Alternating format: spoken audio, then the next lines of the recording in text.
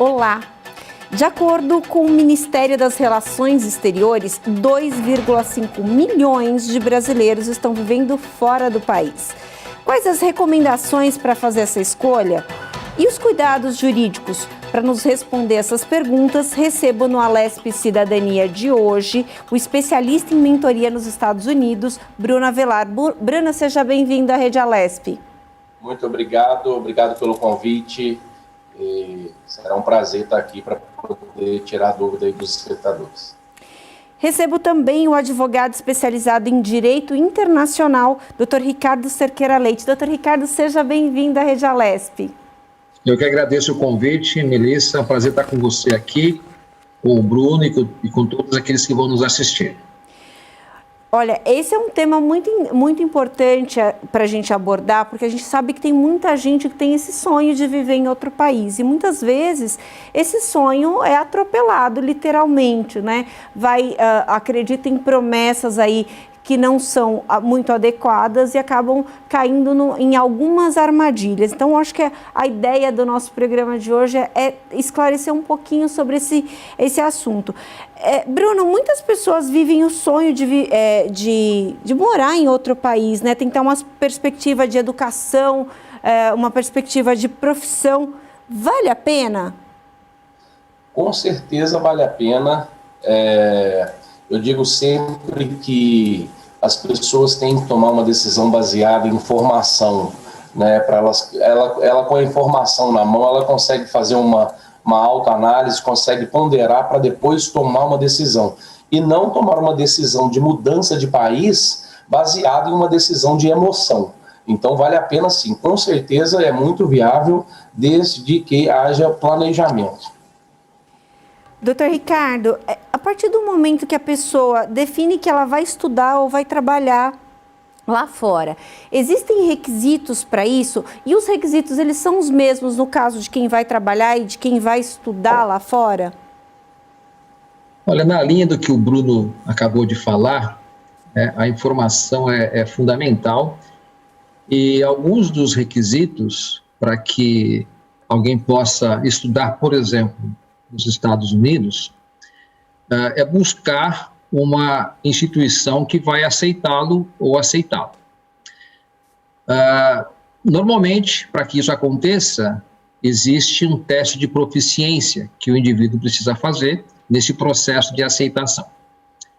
Quando esse processo de aceitação ele é concluído, aquela instituição vai emitir um documento que se chama, então, I-20, para que o candidato possa buscar e pleitear o seu visto de estudante, no caso dos Estados Unidos, que nós estamos tratando aqui.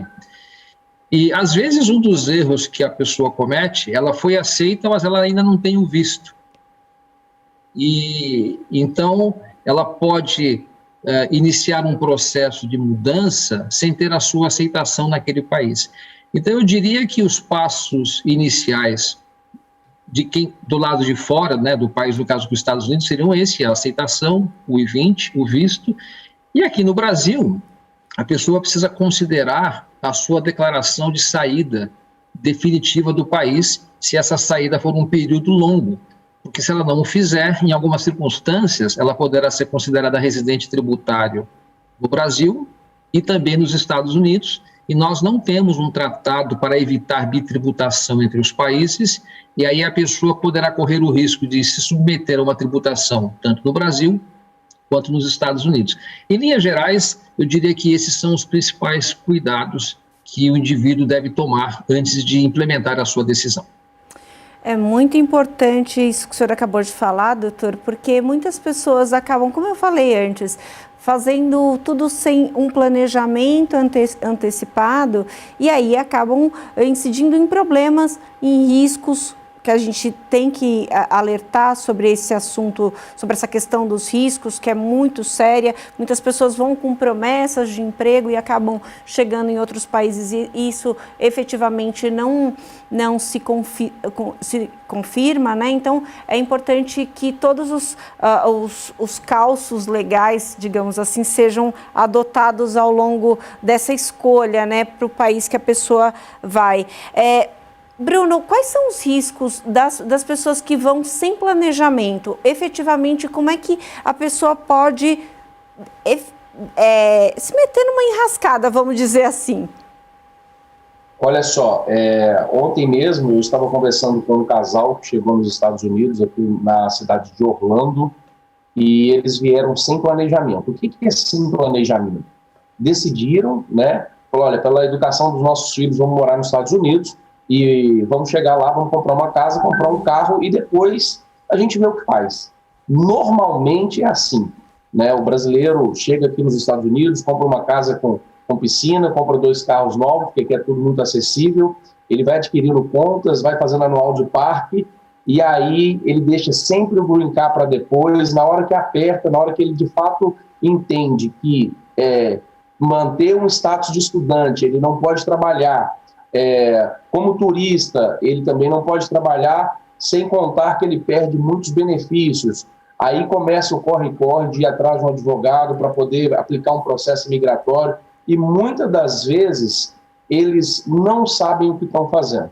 Então acabam aplicando um processo errado, acabam perdendo dinheiro com advogados, porque não fizeram um estudo prévio, porque não buscaram informação, porque não falaram e se aconselharam, né, com mais de um profissional para eles próprios obterem informações a respeito e para poderem tomar decisões embasadas em informações reais, né? Então a pessoa vem para cá, deixa essa questão do green card depois, e isso se torna um nightmare, né? Isso se torna um pesadelo, porque a pessoa poderia aplicar do Brasil, né, doutor Ricardo, esperar aguardar o processo lá onde ela tem um custo de vida mais barato, né? Ao invés de vir para cá, assumir um custo de vida em dólar, trazendo dinheiro do Brasil, com o dólar aí a 5,20, e aí a coisa vira um terror de fato. Então, o planejamento é super importante para que a pessoa possa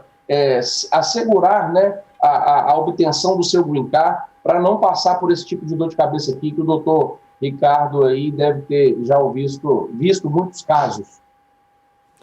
Doutor, o Bruno acabou de falar que turista não pode trabalhar, o visto de turista não dá permissão de trabalho em outro país, né?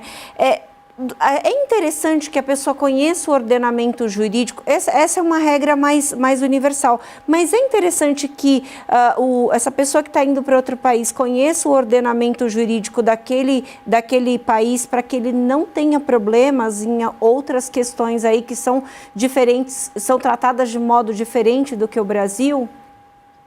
Eu diria que é fundamental dar esse passo para morar em um outro país, sem conhecer a legislação, é colocar um patrimônio, é colocar seu legado, sua história em risco. E eu aqui aproveito o espaço, Melissa, para sugerir uma metodologia. Eu diria que aquele que tem o desejo de morar em um outro país, em vez de fazer como o doutor Bruno acabou de relatar, alguém que chegou e já se encantou com o sonho americano e começou então a consumir e depois certamente vai ter dificuldades, eu recomendaria alguns passos básicos. Primeiramente, eu recomendaria que a pessoa abra uma conta corrente no país que ela deseja atuar. A conta corrente é um mecanismo de interação com aquele país e você consegue então absorver as práticas comerciais do dia a dia e entender, a partir de uma experiência prática, o ordenamento jurídico. A pessoa deve também buscar, nos Estados Unidos nós chamamos de tax number, para o estrangeiro é o chamado ITIN, né, que é um número de tax number, é o CPF para estrangeiro. A pessoa pode fazer alguns pequenos investimentos, como participar de algum projeto, comprar um veículo estando ainda no Brasil, eventualmente, para que ela possa entender como funciona o mecanismo prático do dia a dia, estando em seu país, gastando em moeda local, e depois, na medida em que ele aprende, na medida em que o indivíduo tem um maior conhecimento do ordenamento jurídico, ele poderá, como parte do seu processo de planejamento, tomar decisões mais assertivas. Que tipo de visto é o mais adequado? Pode ser que um brasileiro tenha uma dupla cidadania, ele opte, então, por buscar essa dupla cidadania em um outro país, por exemplo, como a cidadania italiana, que tem acordos mais fáceis com os Estados Unidos, e ele possa, então, pleitear um tipo de visto, que é o E2, que autoriza a sua permanência, e ele não vai ficar ilegal. Pode ser que ele opte por um tipo de visto que é um pouco mais dispendioso, que é chamado EB5, que é o investimento, é a concessão de visto para quem investe nos Estados Unidos. Hoje existe uma janela de oportunidade, esse visto, que até pouco tempo atrás só era concedido para quem investisse $900 mil. Hoje é uma janela, esse investimento pode ser $500 mil. Em outras palavras, conhecer o ordenamento jurídico, interagir com esse ordenamento jurídico é fundamental e deve ser feito isso antes. É muito mais fácil do que chegar no país e então se submeter, conhecer na prática os efeitos de uma legislação que era desconhecida até então. Ainda mais, né, doutor, se a pessoa tem intenção de trabalhar, como a pessoa chega no outro país sem uma regularização e quer trabalhar legalmente, é um processo muito mais difícil, até porque o próprio país não vai dar esse voto de confiança para quem chegou ilegalmente. Então, quer dizer, o quanto mais correto você for para o outro país, muito melhor para que você atinja o seu objetivo. Agora, Bruno, é fácil arrumar trabalho fora do país? Em outros países, eles estão abertos a dar oportunidade para estrangeiros? Como é que funciona? Bom, especificamente falando aqui dos Estados Unidos, hoje nós estamos vivendo um momento de muita dificuldade de mão de obra, né? Nesse momento, por exemplo, eu estou aqui precisando de mais de 10 colaboradores. Todos os meus amigos empresários aqui de Orlando, eles estão sem mão de obra. Eu posso dar um exemplo, uma oficina mecânica onde eu levo o meu carro para arrumar. O proprietário tinha 8 colaboradores e ele perdeu os 8 colaboradores. E sim, existem muitas oportunidades. Nesse momento, então, é um momento que está gerando uma escassez. Eu não sei se o doutor sabe explicar o porquê ocorreu isso, mas existem companhias aéreas cancelando voo por falta de member crew, né, de comissário de bordo e etc. E existem também, e o doutor Ricardo pode falar um pouquinho sobre isso, oportunidades, por exemplo, na categoria de EB2, né, doutor, para quem é engenheiro, na área da saúde, enfermagem, são áreas onde os Estados Unidos têm uma necessidade. Então, pessoas com essa formação acadêmica podem aplicar esse tipo de processo migratório, que é o EB2, e aí o doutor vai poder estar falando melhor sobre isso. Esse processo que o Bruno mencionou, doutor, tem uma validação de diploma, né? Então, quer dizer, não é simplesmente também, como a gente já está alertando aqui desde o início do programa, não é simplesmente ir para outro país. Você tem que ter essa questão da validade do seu diploma, do curso que você fez aqui, no caso medicina, que o Bruno observou que é uma necessidade lá nos Estados Unidos, precisa ter essa validação. Correto, doutor? Sim, algumas áreas, eu diria que a área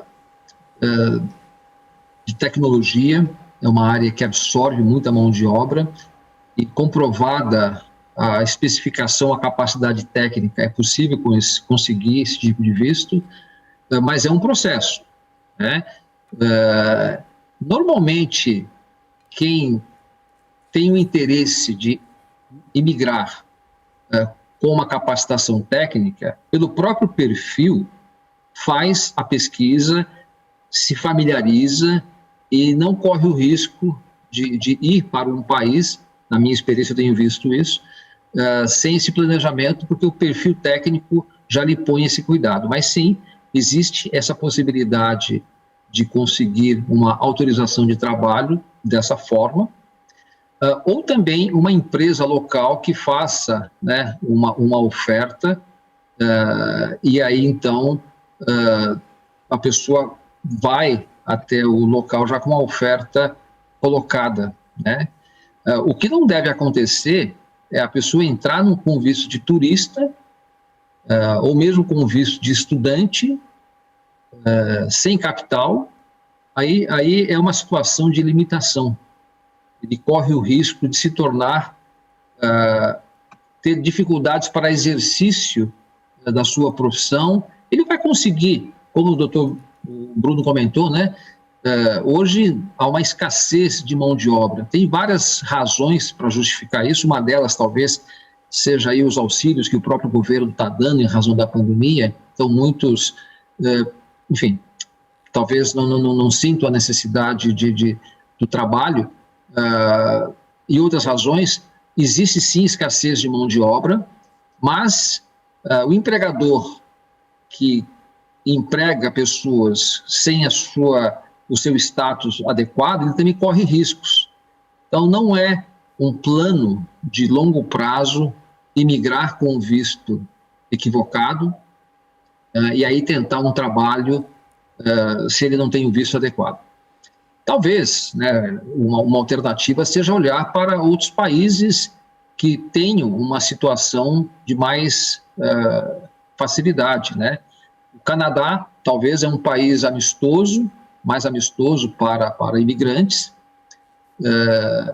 Portugal tem algumas opções interessantes também. Os Estados Unidos, sem dúvida, é uma opção, muito boa opção, mas como o Bruno comentou, tem que ter planejamento, senão é uma aventura. É interessante isso, doutor.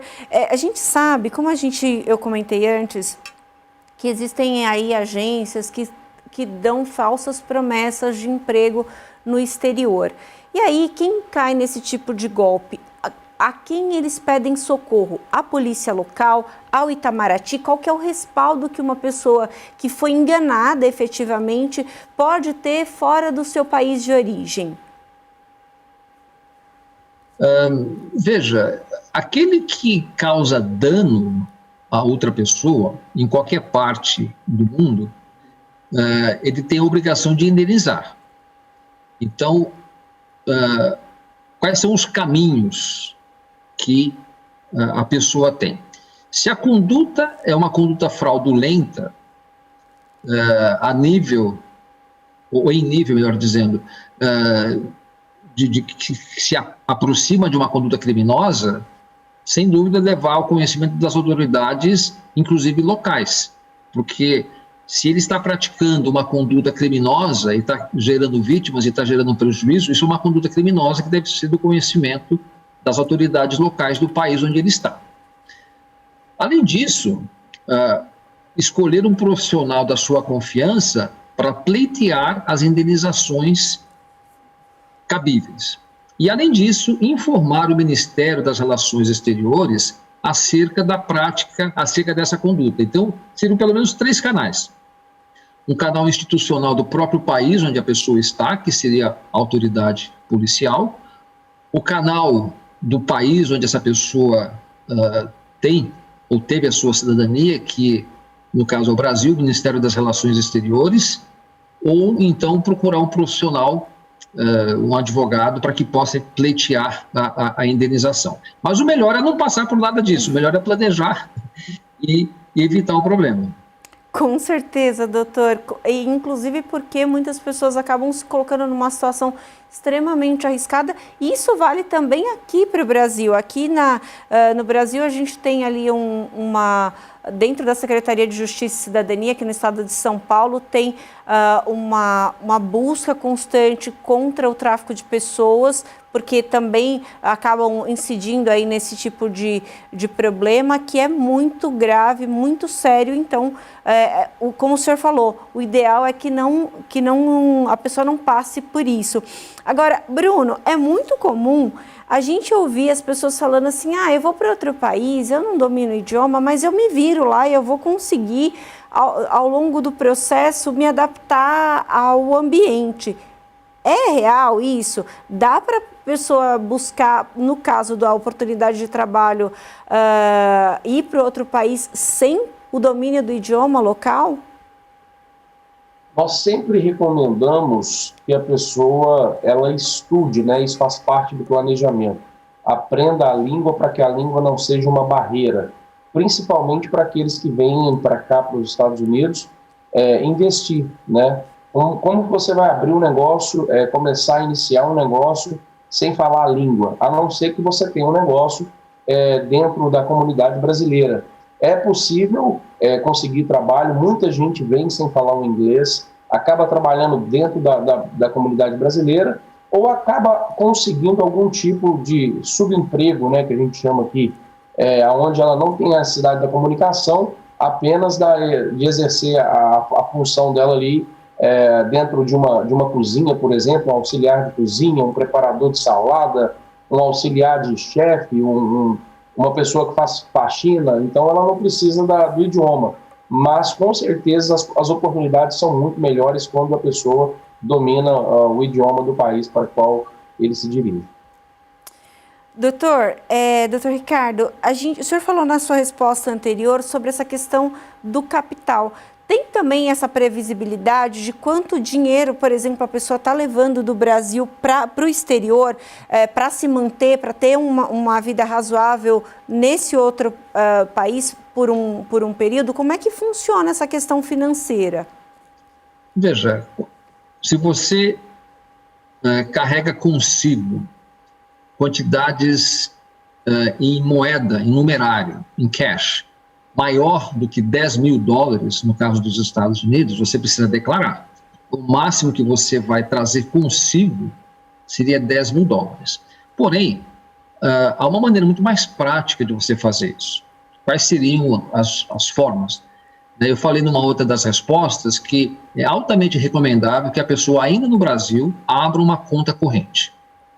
Porque ao abrir a conta corrente, ela vai poder fazer uma transferência do Brasil, da sua conta do Brasil, para a sua conta nos Estados Unidos. Quando ela faz essa transferência, ela precisa registrar a natureza dessa transferência. E ela vai registrar como transferência de mesma titularidade. Ou seja, eu estou tirando dinheiro de uma conta minha e colocando numa outra conta minha. Quais são as vantagens de se fazer isso? Primeiro que a taxa de câmbio que você vai pagar para adquirir a moeda estrangeira é mais barata. Existe o mercado do câmbio turismo, existe o mercado do câmbio comercial. Quando você faz uma transferência de mesma titularidade, você vai trabalhar no mercado de câmbio comercial. Portanto, vai pagar um valor menor. Olha o que seria um erro. Alguém vai e compra cash no mercado do câmbio de dólar turismo, paga mais caro, carrega consigo um valor superior a $10.000, deixa de declarar ou declara e aí tem problemas no momento que ele acessa o país na sua imigração, ao passo que o outro caminho seria simplesmente transferir as quantias e não existe, desde que declarados para as autoridades também brasileiras, um limite de que você possa transferir. E lá você pega um cartão de débito e, com o tempo, um cartão de crédito e começa a consumir. Então, viajar com numerários expressivos como uma estratégia de financiamento da sua permanência num país é um erro básico que a pessoa comete, que pode ser evitado se ela abrir a conta e fizer esse procedimento que eu estou indicando.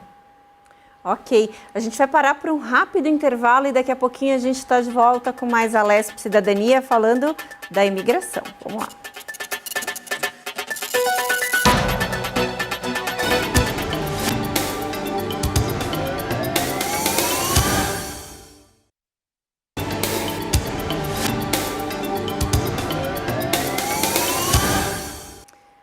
Voltamos com a Alesp Cidadania. Estou falando sobre a imigração, os brasileiros que buscam novas oportunidades no exterior. Recebo aqui o Bruno Avelar, que é especialista em mentoria nos Estados Unidos, e o Dr. Ricardo Cerqueira Leite, advogado especializado em direito internacional. No bloco anterior, a gente estava falando um pouco dessa dificuldade e também alertando aí sobre as formas que as pessoas podem adotar para não cair em golpes. Agora, fiquei com uma dúvida aqui, Bruno. O povo brasileiro é um povo muito receptivo, muito caloroso, gosta de fazer amizade. Em outros países, especificamente nos Estados Unidos, o americano também tem essa característica receptiva? Ou a pessoa que vai para esse outro país, no caso dos Estados Unidos, ela tem que ir com calma até se adaptar ali àquele ambiente? Como é que funciona? Bom, o americano, ele tem uma cultura totalmente diferente da nossa, né? Ele é mais solitário, mais sozinho, mais na dele, não é como no Brasil. Ele não quer saber... para ele é indiferente se você tem na sua driveway, né, na sua garagem, uma Ferrari ou um Fusca. Ele não se importa com isso. E ele é muito reservado, então não tem essa coisa do vizinho, amigo, que vai ali, cumprimenta, conversa, é um oi, boa tarde, bom dia. É uma cultura um pouco diferente. Eu costumo dizer que a gente é uma outra barreira, né? A gente tem a barreira da língua, muitas vezes, para quem não fala inglês, e você tem a barreira da cultura. Então, uma cultura diferente, e nós aqui somos visitantes. Então, temos que respeitar, né? E seremos sempre visitantes aqui nos Estados Unidos. E é um bom caminho para o brasileiro que chega se enturmar com a comunidade brasileira, sempre com muita cautela, para não cair, como você mesmo disse, em nenhum tipo de golpe, né? Não sair já fazendo um negócio de princípio, no primeiro contato. Eu digo sempre para a pessoa ela tentar sempre dar o maior prazo possível para poder conhecer melhor a pessoa que ela se relaciona. Porque ela vai chegar nos Estados Unidos, ela vai receber propostas de negócios. Eu costumo dizer que, pelo menos aqui na Flórida, nós temos muita planilha, muito slideshow, muito projeto, mas realização mesmo quase nenhuma. Está todo mundo sonhando em buscar algo novo. Mas vale sim a convivência com a comunidade brasileira, para você também se sentir um pouco mais em casa. Bacana. Doutor Ricardo, a gente sabe, aqui no Brasil, quando a gente perde um documento, a gente vai no Poupa Tempo, a gente solicita uma segunda via. Queria saber como é que a gente faz quando está fora do país, a que canais a gente deve recorrer. E eu pergunto isso, que eu conheço umas 3, 4 pessoas que foram furtadas fora do país e ficaram desesperadas com um processo super longo, assim, sem saber para que caminho recorrer. E me parece que é muito mais comum do que o que a gente imagina. Eu queria que o senhor falasse um pouquinho sobre isso. Veja, não é difícil conseguir. Cada país adota a praxe de um determinado documento de identificação. Como a gente está falando bastante aqui dos Estados Unidos, o driver's license é o documento mais utilizado aí para identificação. Mas quem perde pode conseguir um novo processamento. Eu, pessoalmente, não conheço ninguém que perdeu, também nunca apoiei ninguém que tenha perdido os documentos, mas daquilo que eu tenho conhecimento, não é um processo difícil conseguir uma nova chamada segunda via, um novo processamento deste documento. Você vai no órgão que emitiu o documento e ele emite outro para você. Pega lá. Aqui não se tem, até onde eu conheço, eu também estou aqui nos Estados Unidos, aqui também não tem um serviço como o Poupa Tempo, pelo menos nos estados que eu tenho conhecimento, eu não conheço. Mas você vai até a agência onde emitiu aquele documento e consegue um outro documento. Vamos imaginar que você precise da sua certidão de nascimento. No caso, aqui no Brasil não vai ter problema. Mas se você casou aqui, você precisa da certidão de casamento. Você vai lá no condado onde você fez o casamento e busca. Se você perdeu a driver's license, tem um órgão de trânsito que você pode pedir. Eu não vejo isso como uma dificuldade. Talvez a dificuldade decorra do que o Bruno estava falando, que a gente está conversando aqui, né? A falta de conexão, o desconhecimento das instituições, a situação em si que gera um transtorno, mas não é para ser algo traumático, não. A gente consegue resolver. Eu tive pelo menos 2 casos, assim, uma pessoa tinha a cópia dos documentos no e-mail e conseguiu encaminhar com rapidez, e a outra ela estava num país, não era nos Estados Unidos, eu acho que, se eu não me engano, era na Grécia, e ela estava numa parte do país que não tinha embaixada, e ela teve dificuldade porque perdeu o passaporte, efetivamente. E ela teve dificuldade de conseguir reaver, foi bem difícil, o Itamaraty teve que ajudar, porque realmente foi complexo, né? Aí eu acho que é um caso até muito específico, né, doutor? Não tinha ali um suporte de embaixada, porque a embaixada também tem essa função, né? Então, eu acho que a dificuldade veio dessa questão, né? Se nós estamos falando de documentos relativos à cidadania brasileira, como passaporte e outros documentos, aí é um pouco mais complexo, né? Sempre que você precisar renovar o seu passaporte, e você estiver em outro país, você vai precisar buscar a extensão do território daquele país, que é a embaixada. E aí você vai cuidar dos procedimentos lá. Confesso que na Grécia eu não tenho muita familiaridade, mas não deve ser problemático conseguir um novo passaporte quando você vai até uma embaixada. Isso não é problemático. Uhum. Bruno, você havia falado antes sobre buscar o conhecimento aí com as pessoas, com os brasileiros, a comunidade brasileira que está no país que você escolheu. Dá para fazer isso antes de chegar ao país? Ou o ideal é sentir mesmo o clima e buscar aí pessoas de confiança, como você muito bem observou? Bom, dá para buscar isso em partes, né? Vamos dizer assim, no digital. Existem grupos no Facebook, brasileiros em Orlando, brasileiros em Nova York, brasileiros em New Jersey. Então, você pode participar desse grupo, fazer contato com pessoas, se conectar, fazer perguntas. Normalmente, nesses grupos, as pessoas são muito prontificadas a ajudar. Então, você faz uma pergunta ali dentro do grupo do Facebook, imediatamente você vai ter ali dezenas de respostas dentro do assunto que você procura. Mas, de fato, eu acho interessante, como o doutor havia mencionado, a pessoa fazer esse procedimento, né, de ter um IT number, abrir uma conta no banco, trazer seus recursos para cá, passar uma temporada aqui vivendo como um residente local, não trabalhando, mas tendo uma rotina de um residente local, não de turista, de ir para o parque, de passear, ir para a praia, para ela poder conhecer pessoas, fazer relacionamento, fazer conexões dentro da comunidade, entender os procedimentos, tirar esse tempo para fazer reuniões com profissionais qualificados, como o Dr. Ricardo Leite, com contadores, se ela quer investir, procurar business broker, ver opções de possibilidades de investimento, não só também ficar focado na questão de investimento dentro da comunidade brasileira, né? Porque estamos falando aqui de um país com 50 estados, se eu não estou enganado, 320 milhões de pessoas, então tem muita coisa para empreender. E normalmente o brasileiro vem para Orlando, vai para Nova York, vai para Los Angeles, Miami, fica dentro desse nicho e acaba fazendo algo para poder atender a comunidade brasileira. Eu sempre digo que existem muitas oportunidades onde você pode proporcionar um negócio para americanos e se relacionar com americanos também. Doutor Ricardo, a gente sabe, o senhor falou sobre essa questão financeira, que eu acho que é um ponto também muito importante da gente abordar. Tem muita gente que está aqui no Brasil e aí o parente mora fora, acaba mandando recurso para a pessoa se manter por um período. E o contrário também, a pessoa está no exterior, já estabeleceu a vida no exterior e manda recurso para os parentes que estão no Brasil.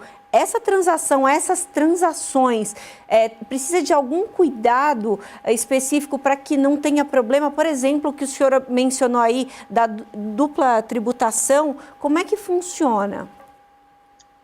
Veja, o ideal, na minha visão, é fazer essas transferências por meio do Banco Central, porque você consegue registrar adequadamente as transferências. E essas transferências, então, elas podem ser declaradas nas respectivas declarações no tax return aqui de quem está nos Estados Unidos e na declaração de renda de quem está no Brasil. Quando você faz a transferência, você precisa declarar também a natureza jurídica dessa transferência. Então, há algumas naturezas que você pode transferir sem incorrer no imposto de renda, por exemplo. Então, quando você faz uma transferência para pagamento de despesas escolares, você tem uma faixa de isenção. Quando você transfere valores para sua própria titularidade, você só vai pagar 0,38% de IOF. Então, sentar com um profissional de sua confiança e estruturar a melhor maneira de transferência de valores é fundamental.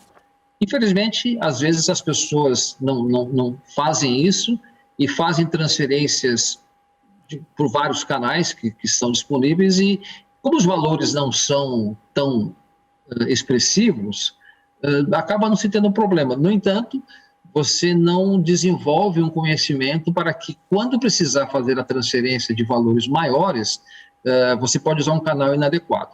Em síntese, Banco Central, buscar o tipo de transferência de menor oneração, eu dei 2 exemplos, transferência de mesma titularidade e pagamento para despesas escolares.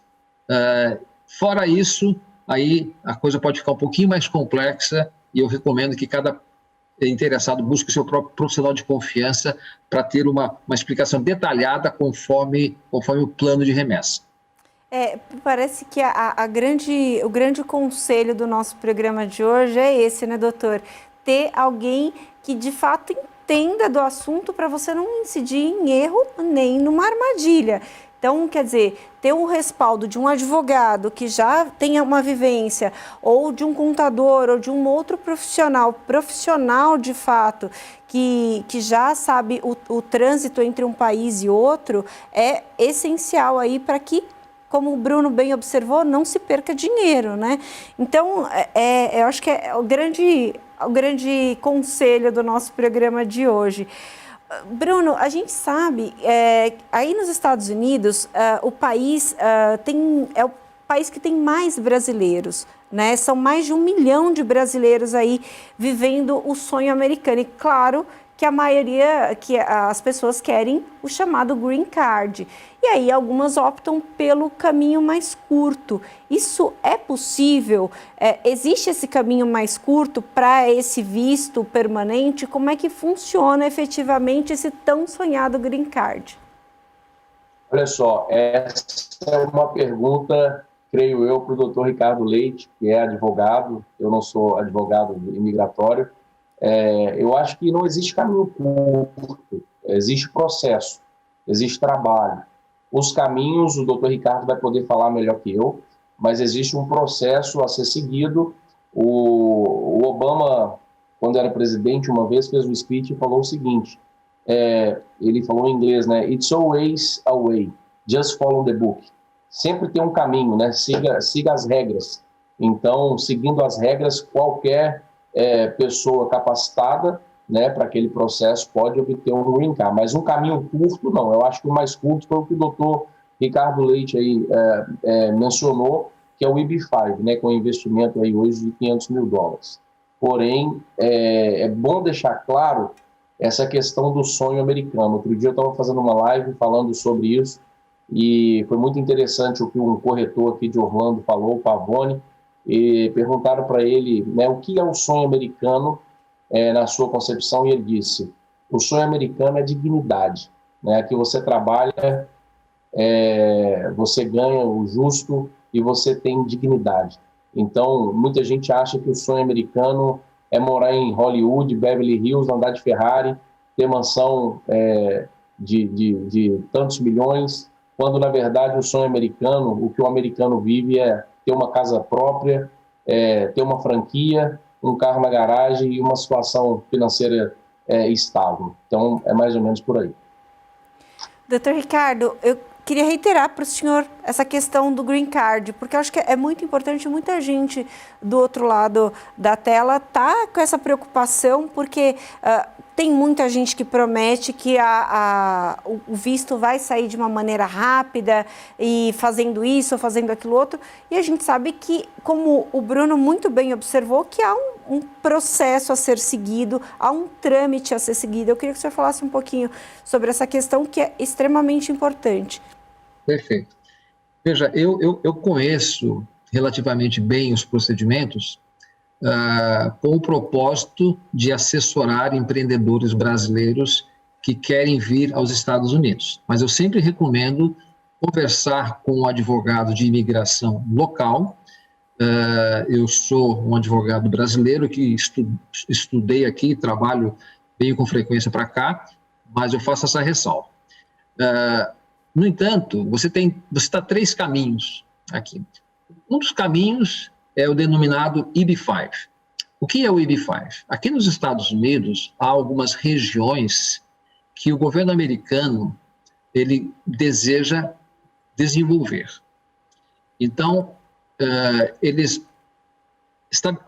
permitem que investidores estrangeiros participem do investimento de desenvolvimento dessas áreas, visando o desenvolvimento, visando gerar empregos. Vou dar um exemplo.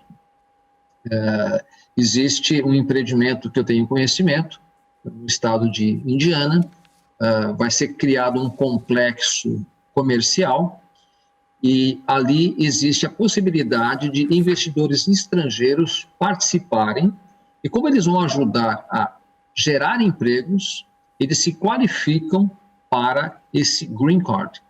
Inicialmente, a pessoa faz o investimento, que atualmente está na casa de $500 mil, mas em breve deverá voltar para o patamar que era $900 mil. E ao fazer esse investimento, inicia-se o processo de concessão do Green Card, existe uma avaliação depois de 2 anos e esse é um caminho que a pessoa consegue o seu Green Card. Esse investimento ele tem um retorno. Então, quando as pessoas olham para esse, eu vou chamar de produto, elas devem olhar não apenas sobre a ótica da permanência, mas também do retorno do investimento. Tem investimentos que pagam 4%, 5%, eu já vi investimentos de até 10% em um projeto, e depois de uns 7 anos, o seu principal é retornado. Então, quem quiser fazer este caminho, trilhar esta via, precisa estudar o projeto, precisa fazer a due diligence do projeto, porque vai colocar um dinheiro em risco. Um outro caminho que também pode autorizar é o chamado visto L1, L2.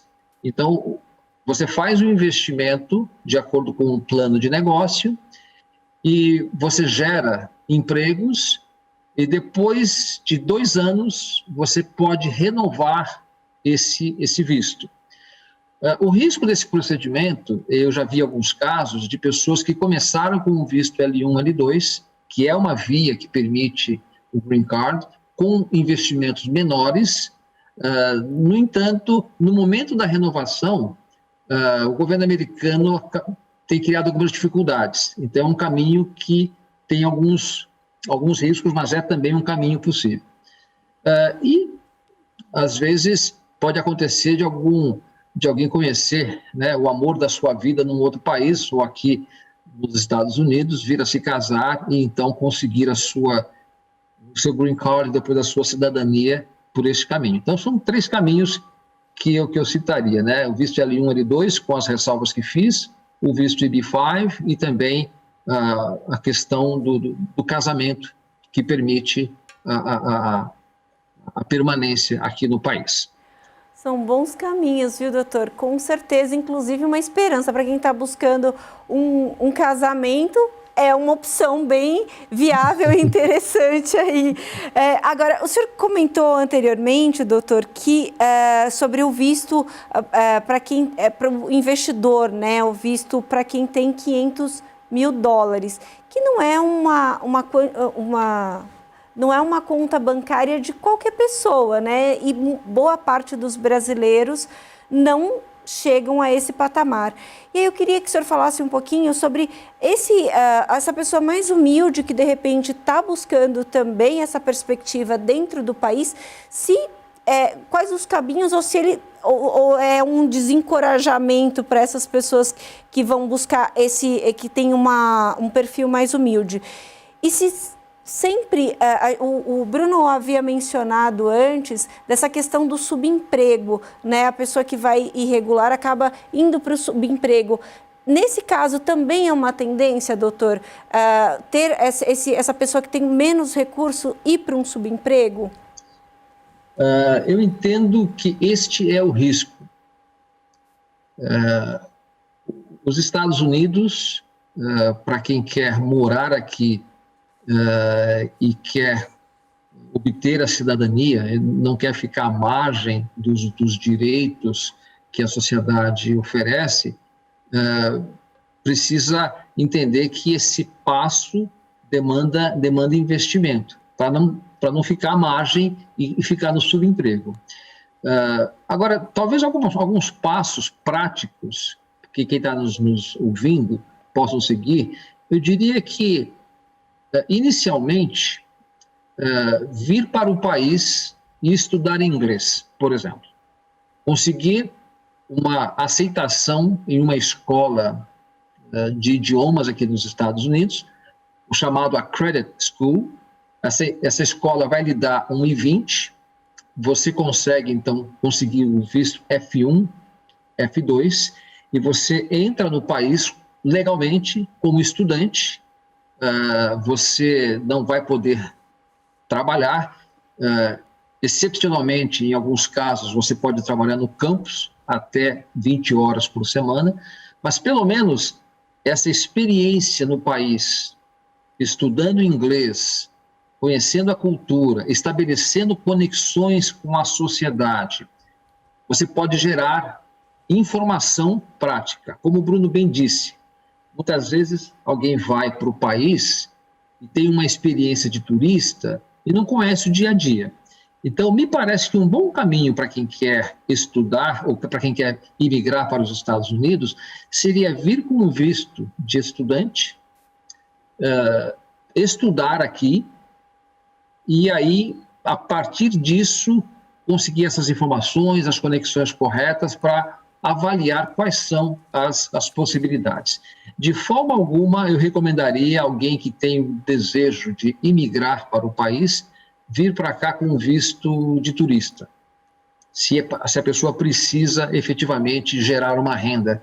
Esse é um caminho para se tornar ilegal no país e aí as portas começam a se fechar, porque a cultura americana, ela valida muito o cumprimento da legislação.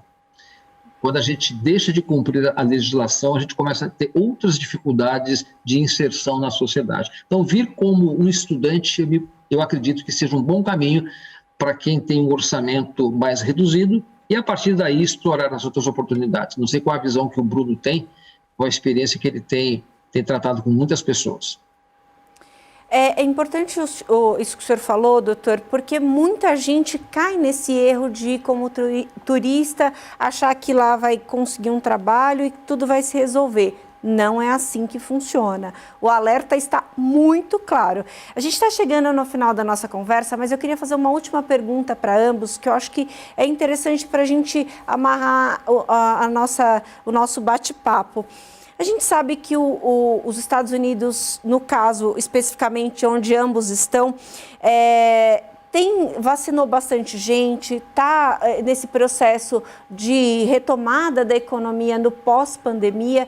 E aí eu queria saber se vocês veem esse como o país mais interessante para que as pessoas busquem, para que essas pessoas que estão buscando um lar fora do Brasil, se esse é o lugar mais interessante. Eu acho que a análise de vocês é importante porque está num ângulo muito especial, que é efetivamente dos Estados Unidos. Bruno, por favor.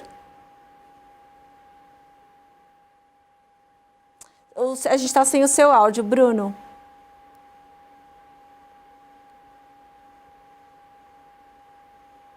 Acho que o Bruno teve um probleminha com a internet. Enquanto ele se reestabelece, doutor Ricardo, por favor.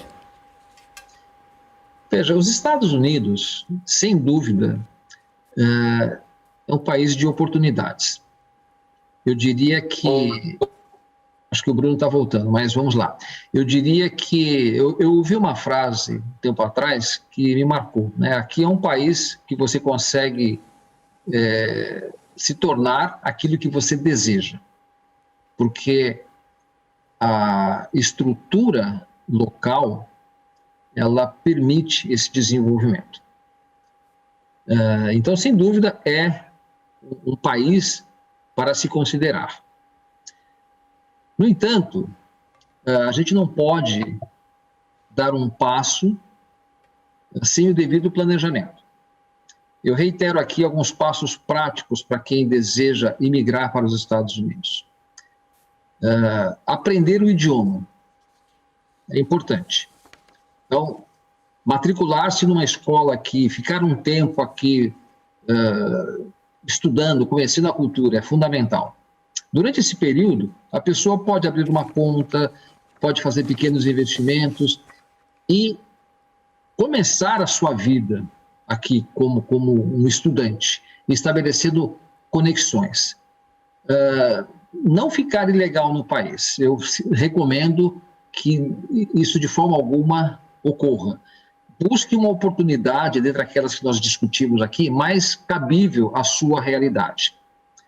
Quem tem, por exemplo, uma dupla cidadania, ou tem direito a buscar uma dupla cidadania, pode buscar outros tipos de vistos, como o E2 que nós falamos. Quem tem um conhecimento técnico pode buscar um outro visto que o autoriza a ficar no país. Eu acho que essa é a mensagem.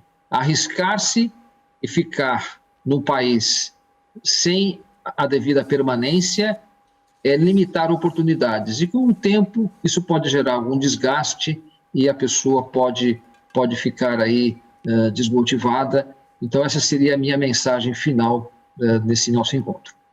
Bruno, por favor, o que você acha? Os Estados Unidos é uma boa opção aí para quem está buscando esse sonho de viver em outro país?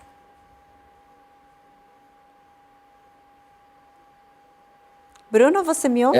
Sim. Acho que a internet do Bruno não está colaborando conosco.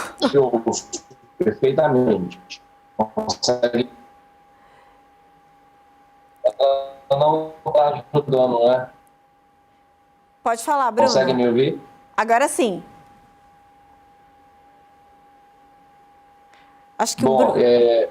então, eu estava dizendo que eu já vivo aqui há quase 7 anos, mas já morei... Consegue me ouvir? Sim, pode continuar, Bruno, por favor.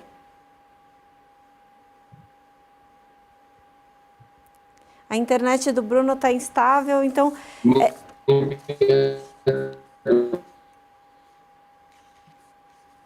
Bruno?